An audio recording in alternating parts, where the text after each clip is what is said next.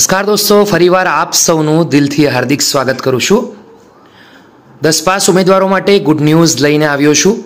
જે ઉમેદવારો 10 પાસ અથવા તો તેનાથી વધારે લાયકાત ધરાવે છે એવા મિત્રોને રિક્વેસ્ટ કરું છું આજની આ વિડીયોને અંત સુધી જોશો તો જો ખરેખર તમારે નોકરીની જરૂર છે તો તમે આ ભરતીમાં અરજી કરી શકશો।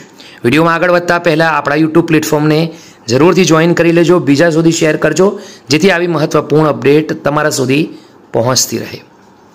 દોસ્તો, લાઠીની 5 પ્રાથમિક શાળાઓ એવી છે જ્યાં મધ્યાહન ભોજન કેન્દ્ર સંચાલન માટે એટલે કે સંચાલક માટે અરજી કરી શકાશે।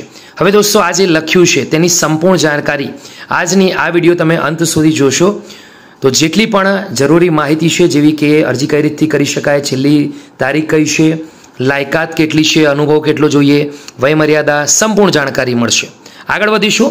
લાઠી તાલુકાની કરકોલિયા, ગોવિંદપરા, દુધાળા, માલવિયા, પીપરિયા અને રામપરા આ પ્રાથમિક શાળાઓ એવી છે જ્યાં આવેલા મધ્યાહન ભોજન કેન્દ્રો માટે સંચાલકોની ખાસ જરૂરિયાત છે। આ જગ્યાઓ માટે સરકારના નિયમ અનુસાર માનદ વેતન આપવામાં પણ આવશે।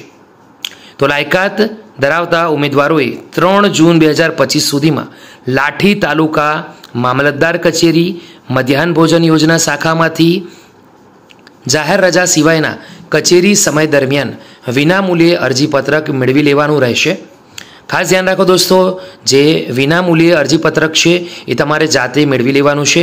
ભરેલું અરજીપત્રક જરૂરી દસ્તાવેજો સાથે જે પણ જરૂરી ડોક્યુમેન્ટ છે અને આધાર પણ જે પુરાવા છે એ તમારે 3 જૂન 2025ના બપોરના 3 વાગ્યા સુધીમાં જમા પણ કરાવવાનું છે।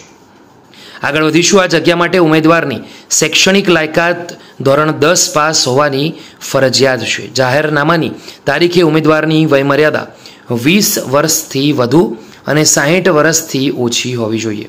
ફરી ધ્યાન રાખો, 20 વર્ષથી વધુ અને 60 વર્ષથી ઓછી હોવી જરૂરી છે। તો લાઠી તાલુકા મામલતદારે યાદીમાં જણાવ્યું છે કે નિયમ અનુસારની અરજી લાયકાત અને વયમર્યાદા ધરાવતા ઉમેદવારોને મુલાકાત માટે બોલાવવામાં આવશે। માત્ર મુલાકાતથી નિમણૂકનો હક પ્રાપ્ત થશે નહીં। અધૂરી વિગતોવાળી અને નિયત સમય મર્યાદા બાદ મેળવેલી અરજીઓ ધ્યાનમાં લેવામાં નહીં આવે। તો 10 પાસ હોવું ફરજિયાત છે, ખાસ ધ્યાન રાખજો। 20 વર્ષથી ઓછી અને 60 વર્ષથી વધારે એજના ઉમેદવારો અરજી કરી શકશે નહીં। આજની આ મહત્વપૂર્ણ અપડેટ, મહત્વપૂર્ણ જોબની ઇન્ફોર્મેશન તમને ગમી હોય તો બીજા સુધી શેર કરજો।